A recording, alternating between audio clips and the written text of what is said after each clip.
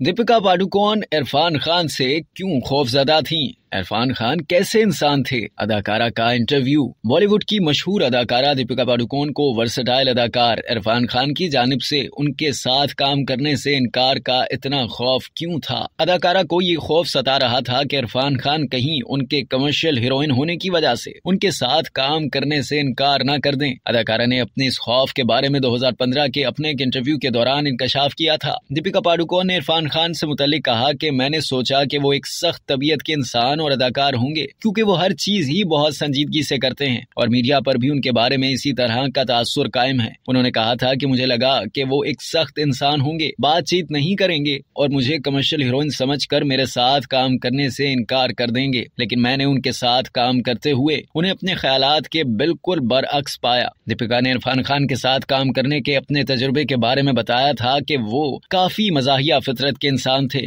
हम दोनों के दरमियान काफी मुमासलत थी, जैसे कि वो शर्मीले और कम बोलते थे, लेकिन जो भी बात करते वो बहुत मजाक का खेज होती। इरफान खान की मजाक की टाइमिंग काफी निराली है। उनके उम्दा काम की जितनी भी तारीफ की जाए कम है। याद रहे कि अदाकारा दीपिका पादुकोण और इरफान खान ने 2015 में फिल्म पीकू में एक साथ काम किया था और इरफान खान 19 अप्रैल 2020 को दुनिया से रुखसत हो गए थे। अब तक के लिए इतना ही। मजीद जानने के लिए सब्सक्राइब कीजिए डेली जंग यूट्यूब चैनल और लाइक कीजिए डेली जंग फेसबुक पेज।